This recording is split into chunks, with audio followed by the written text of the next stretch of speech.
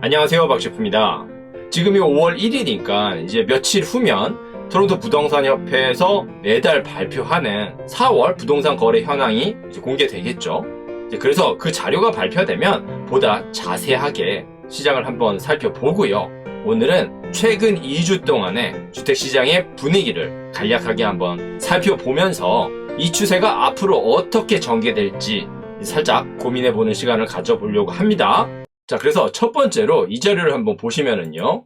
하우스 시그마에서 4월 25일 날 이제 공개한 통계 자료인데요. 하우스 시그마 많이 아시죠? 요즘에 많은 분들이 이용하고 있는 걸로 알고 있는데요. 자, 여기 보시면 이제 판매 가격의 중간 가격을 기준으로 지난 2월과 4월, 그러니까 정확하게 말하면 4월 19일까지의 데이터를 비교한 거거든요. 그래서 디태치드 같은 경우, 단독주택 같은 경우는 12.1% 하락했고요. 세미 디태치드 같은 경우는 13.5%, 그리고 프리홀드 타운하우스 같은 경우는 22.6% 하락한 걸로 나오죠. 가장 많이 하락했죠. 그리고 이제 콘도 같은 경우는 6.8% 하락한 걸로 나왔어요. 그리고 여기 보시면 신규 매물이 시장에 나와서 이제 팔리기까지 이제 체류하는 시간도 지난 2월에는 6일이었는데 이제 최근에는 12일까지 2배 정도 상승했다는 거고요. 그리고 여기 number of properties available for sale이라고 인벤토리가 늘어나고 있다는 거죠. 지금 76%요. 2달 만에. 그래서 많은 분들이 이미 아시다시피 시장에 매물이 쌓이고 있는 모습을 확인할 수 있죠. 여실하게. 그런데 한 가지 특이한 점이 여기 보시면 프리홀드 타운하우스가 가장 큰 폭으로 하락했죠. 22.6%. 근데 이제 이 부분은 좀 살펴볼 필요가 있어요. 왜냐하면 여기서는 프리홀드 타운하우스라 그랬는데 사실 타운하우스의 카테고리가 몇 개 되죠. 그래서 여기서 말하는 것처럼 프리홀드 타운하우스가 있고요. 그리고 이제 두 번째는 이제 관리비를 내는 타운하우스인데 100불, 200불 이렇게 저렴하게 내는 이제 그런 타운하우스가 있죠. 그리고 세 번째 같은 경우는 두 번째와 같이 관리비를 내는 타운하우스인데 이제 연식이 좀 된 거예요. 그래서 관리비가 400불이 훨씬 넘어서 500불이 넘고 600불이 넘고 이제 이런 타운하우스가 있죠. 그 정도 관리비가 됐다는 얘기는 최소한 30년이 넘었겠죠. 그리고 네 번째 같은 경우는 타운하우스긴 타운하우스인데 가라지가 없는 타운하우스죠. 그래서 주차장이 따로 있다든지 해당 유닛에 바로 붙어있지 않다 보니까 앞에서 말씀드렸던 세 가지 타운하우스보다는 상대적으로 저렴하겠죠. 그래서 굳이 구분을 하자면 이제 그렇게 크게 네 가지 유형으로 구분을 할 수가 있는데 그래서 지금의 시장 상황을 보면 관리비를 내지 않는 프리홀드 타운하우스 같은 경우는 하락하긴 했지만 아직 버티고 있는 분위기고요. 그래서 애스킹 프라이스 같은 경우도 90만 불 중반에 많이 형성하고 있죠. 근데 이제 예전처럼 잘 안 팔리는 거죠. 그래서 시장에 10일, 20일, 많게는 30일 이렇게 체류하고 있고요. 이제 그리고 그 밑에 메인트넌스 피를, 그러니까 관리비를 내는 타운하우스가 이제 포진하고 있는데, 이제 이 유형들 같은 경우는 지역과 크기와 관리비에 따라 틀리긴 하지만, 보통 70만 불 후반에서 80만 불 후반, 어떤 경우는 90만 불 초반까지 애스킹이 되고 있죠. 그리고 네 번째, 가라지가 유닛에 붙어있지 않는다든지, 이제 스택형 타운하우스라든지, 이제 이런 경우는 신축이냐 구축이냐에 따라 차이가 있기는 하겠지만 보통 80만 불 밑이나 75만 불대나 좀 비싸게 나온 경우는 80만 불 초반에도 애스킹 프라이스가 나와 있죠. 근데 그렇게 80만 불이 넘으면 거의 팔리지 않죠. 그래서 정도의 차이는 있습니다만 관리비를 내지 않는 프리홀드 타운하우스 같은 경우는 살짝 버티고 있는 모습을 보여주고 있고, 그리고 연식이 오래된 타운하우스, 그리고 관리비가 높은 타운하우스일수록 시장에서 이제 큰 폭으로 하락된 가격에 팔리는 경향이 큰 거죠.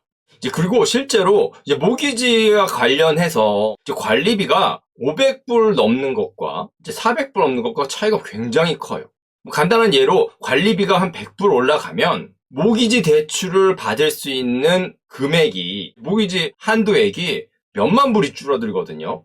그러니까 이제 팔려는 사람의 입장에서도 계속해서 살 사람이 아니라면 지금 고점은 지났지만 지금이라도 빨리 팔아야 된다는 마음이 생길 수밖에 없고요. 살려는 사람 입장에서는 관리비를 내지 않는 프리홀드 타운하우스는 너무 비싸죠. 그러니까 그런 얼음들을 내지 못하고 이제 그 밑에 위치하고 있는 이제 관리비를 어느 정도 내는 타운하우스를 노리고 있는데, 앞으로 금리가 올라가면 이제 본인의 소득에 따라 정해져 있는 모기지 대출 한도액에 이제 부정적으로 작용할 수밖에 없기 때문에 구입하려고 계속해서 노력은 하고 있는데, 그런데 앞으로 가격이 계속 떨어질 것 같으니까 지금 눈치를 보고 있는 거죠. 이제 그리고 또 하나, 작년 말 이제 올해 초 그 시점까지 관리비를 많이 내야 하는 타운하우스의 가격이 피크를 찍었죠. 저도 아직 기억이 나는 게, 관리비를 1,000불씩 내야 하는 타운하우스가 옆에 가라지도 없고요. 이제 그런 게 80만 불, 85만 불에 팔렸었거든요. 이제 그런 유형의 타운하우스부터 조정이 시작됐고 벌써 많이 진행이 되고 있는 거죠, 지금. 그래서 이 데이터의 출처가 정확하게 어떻게 되는지는 여기 나와 있지 않지만, 지금의 시장 상황을 봤을 때는 타운하우스의 범위가 워낙 넓기 때문에 이제 그 사이에서 엎치락 뒤치락 하면서 가격 폭이 이제 크게 하락했다고 볼 수 있는 거죠. 조금 다시 얘기하면, 토론토 같은 경우는 주택 하락폭이 생각보다 크진 않거든요. 그런데 특히 외곽 쪽 주택 하락폭이 커요. 그러니까 이제 뒤늦게 올랐던 주택 형태라든지 지역을 중심으로 지금 조정이 들어가고 있는 모양새인 거죠. 그래서 그 조정이 얼마나 이루어질지는 아직 알 수 없습니다만, 지금 현재 시점이 그렇다는 겁니다. 자, 그럼 이번에는 현재 상황을 조금 더 구체적으로 정확하게 보여주고 있는 기사를 하나 소개시켜 드리면요. 자, 여기 보시면 지금 급격한 하락이 이루어지고 있는데, 여기 보시면 가장 큰 원인 중 하나는 늦은 겨울 고점에 샀던 판매자들이 임박한 거래를 성사시키기 위해서 서둘러 팔려고 하고 있다는 거죠. 그러니까 무슨 얘기냐면, 여기서 얘기하는 판매자들은 지난 고점에 한참 피크를 향해 갈 때, 아니면 피크에 도달했을 때 그때 집을 먼저 산 사람들이죠. 그러니까 보통 주택 가격이 계속 올라갈 때는 집을 먼저 사죠. 항상 그렇지는 않습니다만, 지금 일단 먼저 사두고 나중에 자기 집을 더 비싸게 팔 수 있을 것 같잖아요. 그래서 먼저 업사이징을 한 거죠.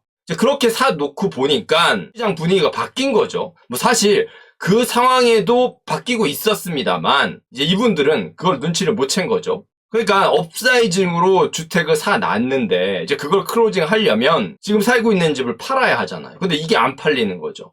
그리고 이 집을 최대한 비싸게 팔아야지 이 판 돈을 가지고 새롭게 구입했던 그 큰 집을 클로징 할 때 이제 융통을 하는데, 그 필요한 자금보다 낮은 가격으로 주택을 내놔도 안 팔리는 거잖아요, 지금. 그러니까 이제 급해지는 거죠. 여기 보시면 일반적으로 가격이 이렇게 빨리 떨어지지는 않는다. 왜냐하면 보통 판매자는 고집이 센 편이다. 고집이 세시죠. 뭐 셀러 입장에서는 당연하겠죠. 자기 자산을 조금이라도 더 비싸게 팔려고 하겠죠. 이제 거기에다가 지금까지 계속 강한 셀러 시장이었으니까 아무리 변한다고 해도 조금 더 과장하면 그 기득권을 놓기 싫겠죠. 그러니까 현실은 달라지고 있는데, 이 현실을 어떤 분은 느끼고 있고 어떤 분은 잘 못 느끼고 있고, 이제 그런 차이가 있긴 하겠지만, anyway 좋았던 시절을 놓기 싫은 것도 있겠죠. 그래서 마저 보시면, 하지만 이런 일이 일어나는 이유는 지금 리스팅을 하고 있는 많은 셀러들이 실제로 집을 사서 팔아야 하는 사람들이기 때문이라고 나와 있죠. 그래서 지금 이런 분들 때문에 주택 가격의 하락폭이 가파르다는 걸 얘기해주고 있죠. 그리고 하나 더 보시면 여기, 자, 특히 토론토 시내는 집값이 40% 오르는 것을 보지 못한 반면 외부 교외 지역은 집값이 가장 빠르게 상승했고, 그것이 지금 그 지역에 부담이 되고 있다라고 나와 있죠. 실제로 거래하다 보면은 이 지역에서 이제 거래된 예전과 달리 많이 저렴하게 판매된 그런 자료를 보내오는 리얼터도 있어요. 그래서 이런 거죠. 너 지금 이렇게 버팅기면 안 돼. 지금 이렇게 싸게 많이 팔렸어. 이런 거예요. 그러니까 권투를 치면은 계속 잽을 날리는 거죠. 그 에이전트가 저한테. 자, 그래서 지금 이런 상황인데, 지금 계속 오르고 있는 금리를 한번 살펴볼게요. 많은 분들이 지금 걱정하시고 있는 부분이잖아요. 자, 그래서 여기 보시면 이 기사에서 뭐라고 나와 있냐면, 자, 모기지 이자율 인상은 캐나다 리세일 시장의 냉각에 도움이 될 것이다 라고 나와 있는데, 뭐 요점이 될 수 있는 부분을 잠깐 보면은요, 자, 여기 보시면 이제 5년 고정 이자율 같은 경우는 곧 4%를 넘어서 코로나 상황이 정점에 달했을 때 그 당시 이자율의 2배에 달할 것이라고 했고요. 그러면서 오늘날의 높은 주택 가격을 감안할 때 이것은 시장에 있는 새로운 구매자의 수를 제한할 것이라고 얘기하고 있죠. 그리고 변동 모기지 같은 경우는 2022년 말까지 4%에 이를 거라고 하고 있고요. 지금 모기지 변동 이자율이 한 2.67 정도 되죠. 프라임 레이트에서 마이너스 0.55, 0.5 그 정도 되니까요. 자, 그런데 이 그래프를 한번 보시죠. 자, 크게 보여드릴게요. 자, 여기 보시면 이제 모기지 레이시 이자율이 빠르게 이제 상승하고 있다는 건데 앞으로 어떻게 상승할지를 간략하게 보여주고 있어요. 그래서 지금 2022년 지금 가파르게 올라가고 있죠. 이 점선을 지금으로 했을 때 앞으로 더 오를 거긴 하지만 이 녹색 실선이 이제 고정금리인데 이미 오를 만큼 오른 것 같죠? 이미 오를 만큼 올랐다는 걸 확인할 수 있죠. 그러니까 이 고정금리가 계속해서 오르지는 않거든요. 그리고 변동금리도 이제 고정금리를 따라서 올라갔다가 2023년 중반부터 다시 내려갈 거라고 예측하고 있죠. 그래서 이제 많은 분들이 이자율이 앞으로 계속 상승할 거기 때문에 이제 그 이자율이 주택 가격에 이제 치명적인 영향을 줄 거라고 말씀을 하세요. 이제 그 정도는 저희가 지금 알 수 없지만 맞는 말이죠. 그런데 이제 이 그래프에서 확인할 수 있듯이 변동금리 같은 경우는 아직 올라야 할 여지가 많습니다만 고정이자율 같은 경우는 이미 많이 올랐다는 걸 확인할 수 있죠. 자, 그래서 지금까지 현재 상황을 간략하게 알려드렸고 모기지 이자율이 앞으로 얼마까지 어떻게 오를지도 예측해 놓은 그래프를 확인해 봤죠. 그럼 이 데이터들을 통해서 자, 이제 우리가 어떻게 해야 될까요, 지금? 그래서 제가 생각해 본 건 이제 두 가지 시나리오인데 자, 첫 번째는 자, 여기 보시면 지금이 이 시점이죠. 지금 금리가 이제 급격하게 오르고 있고 주택 가격이 하락세로 전환돼서 하락하고 있고 급변하는 시기죠, 지금. 그래서 이제 지금의 이 조정이 이미 진행이 되고 있는데 이제 이 조정이 얼마나 될지는 아무도 모르죠. 이 조정이 어느 정도 지속될 거라고 볼 수도 있고요. 또 다른 한편으로는 이 조정이 살짝 지나간 이후에는 이 증가한 모기지 이자율에도 이제 익숙해져서 다시 보합으로 가든지 상승할 수도 있겠죠. 그래서 지금의 조정 국면이 얼마나 더 급격해질지, 얼마나 지속될지는 알 수 없지만 지금 현재는 조정되고 있는 국면이라는 건 확실하고요. 그 조정 국면이 어느 시점에서 반등을 할지, 보합을 할지 저희가 알 수 없는 시나리오죠. 그런데 확실한 시나리오는 지금 진행하고 있다는 거죠. 이 조정 국면이. 자, 그리고 이제 두 번째 시나리오는 여기 보시면 이제 금리가 2023년이 다가오면서 고점을 찍고 이제 꺾이죠. 근데 보통 이제 경제 순환 주기를 보면 이렇게 금리가 최고점에 올라가면 이제 하락하죠. 그래서 이때 경기 침체를 막기 위해서 이제 금리를 낮추기도 하죠. 물론 이 시점에 경기가 계속 좋다면 뭐 걱정할 건 없겠죠. 그런데 지금 경제 상황이 그렇게 희망적이지가 않죠. 자, 그래서 제가 이번에는 또 다른 참고 자료를 보여드릴게요. 자, 여기 보시면 Composite Reading Indicator라 그래서 앞으로의 경제 상황을 예측하는데 참고가 되는 경제 선행 지수라고 말을 하는데 여기 보시면 이때가 코로나가 발생했을 때고요. 계속 회복이 되다가 최근에는 캐나다도 그렇고 OECD 전체도 그렇고 다시 다 내리막길로 돌아섰죠. 최근 구간을 제가 다시 한번 확대해 볼게요. 자, 여기 보시면 지금 여기 3월인데 지금 고점이 작년 6월이었죠. OECD 평균 같은 경우는 7월이었고요. 캐나다 같은 경우는 작년 6월에 고점을 찍고 계속해서 지금 내려가고 있죠. 이건 프랑스고요. 이탈리아고요. 영국이고요. 독일. 미국은 조금 틀리죠. 작년 말에 저점을 찍고 다시 살짝 올라가는 분위기죠. 뭐 그래서 이제 G7 중에 이제 미국을 제외하고는 지금 다 밑으로 내려가고 있는데 하향 곡선을 그리고 있는데 이제 캐나다 같은 경우는 작년 6월에 고점을 찍고 내려가고 있죠. 근데 보통 이 선행 지수가 이제 5개월, 6개월 그 추세가 계속되면 이 전에 이제 순환 주기가 전환됐다고 보통 말을 하거든요.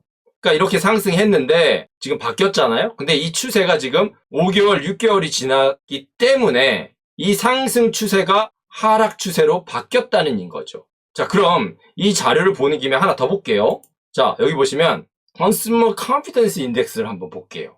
소비자들의 자신감이 어떤지, 그러니까 소비 여력이 어떤지를 확인해 준 건데, 뭐 여기 캐나다 자료는 없어요. 그런데 이제 그래프에 보여주는 건 이제 G7 나라들의 변화 추세인데, 이제 고점의 끝이 나라들마다 차이가 있다는 건 있지만, 지금 다 하락세로 전환했죠. 조금 더 확대해서 볼게요. 자, 여기 보면, 이 Consumer Confidence Index도 선행지수와 마찬가지로 작년 6월, 7월을 기점으로 해서 다 하락하고 있죠. 제 펜만 조금 틀리네요.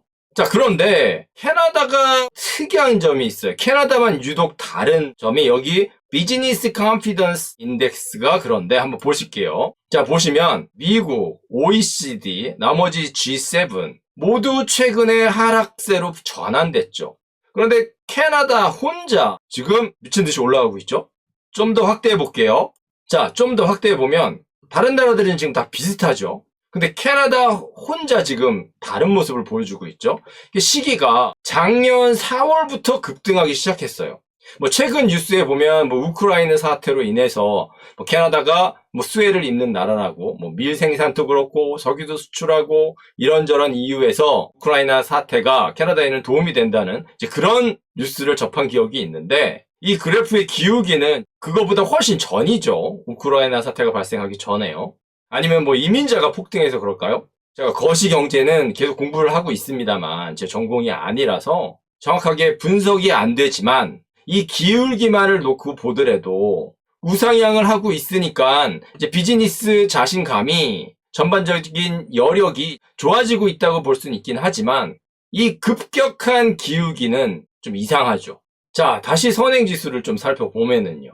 그래서 지금 이렇게 선행지수가 내리막길을 가고 있는데 이렇게 내리막길을 계속 간다면 이제 경제가 침체될 수 있으니까 경제 침체를 막기 위해서 각 나라의 중앙은행들이 뭐 지원 정책을 필 수 있겠죠. 뭐 금리를 내린다던가 돈을 푼다던가. 근데 지금까지 그래 왔잖아요. 그런데 지금은 워낙 높은 인플레이션 때문에 그럴 여지가 없다고 봐야겠죠. 자, 그래서 이 이유는 아무도 모릅니다. 그런데 뭐 제가 심플하게 보여드린 자료를 보더라도 그렇게 희망적으로 보이지는 않죠. 근데 몰라요, 아무튼. 그러니까 2023년 이유는 깜깜한 거죠. 어떻게 될지. 그리고 지금 현재는 주택 시장이 폭락까지는 아닙니다만 조정을 받고 있죠. 자, 그런데 이 숫자를 보시면 아시겠지만 폭락의 정의를 어떻게 하느냐에 따라 틀리긴 하겠지만 20%가 다운됐다는 얘기는 사실 폭락이라고 할 수도 있죠. 물론 이 22.6%의 하락 이면에 있는 상황들을 봐야겠지만 굉장히 큰 숫자죠. 그래서 지금은 조정이 이루어지고 있는 국면이고 아직 진행형인 거고요. 자, 그럼 셀러와 바이어 입장에서는 어떻게 해야 할까요? 제가 지금까지 말씀드렸던 지금 이 조정되고 있는 국면에서 무언가를 해볼까? 아니면 이 2023년 이후에 발생할 수 있는 어떤 시나리오를 예측하고 기다릴까? 어떤 시나리오를 선택할지는 본인 마음이죠. 그리고 이 외에도 또 다른 시나리오들은 많겠죠. 생각하기 나름이니까요. 그런데 제가 지금 이 시점에 포커스를 두는 이유는 지금 많은 사람들이 지금이 위기라고 생각하고 있죠. 왜냐하면 변화하는 시기니까요. 무슨 얘기냐면 대부분의 분들은 변화를 싫어하죠. 왜냐하면 안정적이지 않으니까요. 아까 전에 제가 잠깐 말씀드린 것처럼 그렇게 강했던 셀러 시장이 지금 약화되고 있는데 셀러는 기분 나쁘죠. 반면 바이어는 반가우면서도 얼마까지 지속될지 모르죠. 그래서 눈치를 보고 있는데 금리는 오르죠. 그래서 이 변화가 반가우면서도 움직이지 못하게 하죠. 그래서 이런 변화의 순간 많은 사람들이 위기라고 생각할 수 있는 이 시점이 참 결정을 내리기가 어려운 시점이죠. 그런데 많이 들어보셨겠지만 위기의 시간이 기회가 될 수도 있죠. 그래서 제가 드리고 싶은 말은 위기가 기회니까 움직이세요. 이게 아니죠. 개개인의 상황에 따라서 정말 위기인 분도 있어요. 그런 분들은 지금 잘 추스려야 할 때고요. 그리고 생애 첫 주택 구입자 같은 경우는 이제 그런 바이어분들 같은 경우는 좀 더 시장을 지켜봐야겠죠. 그런데 시장에서 눈은 떼지 않았으면 좋겠고요. 언제 어떻게 변할지 모르니까요. 그리고 이제 지금 움직여야 하실 분들은 지금 현실을 정확하게 보고 이제 빨리 움직이셔야겠죠. 그래서 대부분의 분들이 자신이 원하는 걸 자꾸 생각하시죠. 나쁜 게 아니죠. 좋은 거죠. 오직하면 자기계발 서적 중에 생각한 대로 된다라는 뭐 그런 책들도 많잖아요. 저도 그거를 부분적으로는 믿는 사람인데, 그런데 그렇게 믿고만 있는 것과 현실을 있는 그대로 직시하는 것과는 틀리죠. 그리고 특히 지금같이 변화하는 시기에서는 자신이 원하기 때문에, 바라기 때문에 생각하고 있는 이쪽 사이드 말고 이제 반대쪽 사이드를 생각해보는 지혜가 필요하겠죠. 간단하게 말씀드리면 셀러라면 바이어를 생각해보고 바이어라면 셀러를 생각해봐야 한다는 거죠. 그런데 그게 쉽지 않기 때문에 셀러와 바이어의 중간에 중개인이 있는 거겠죠. 그럼 그 중개인의 역할은 물론 자기 고객의 이익을 극대화시키는 거는 당연하죠. 그건 당연한 거고 말할 필요도 없고요. 그 다음에 필요한 게 현실을 있는 그대로 보여줌으로써 보다 정확하게 판단할 수 있는 환경을 조성하는 거죠. 그런데 그 현실적인 얘기들이 셀러나 바이어 입장에서는 이제 본인이 원하는 바가 아니기 때문에 듣기 싫을 수 있겠죠. 이제 그건 알지만 그래도 한번 생각해 볼 필요는 있죠. 자, 오늘은 여기까지만 하겠습니다. 지금까지 영상이 도움이 되셨다면 좋아요, 구독, 알람 버튼 부탁드립니다. 지금까지 박셰프였습니다. 감사합니다.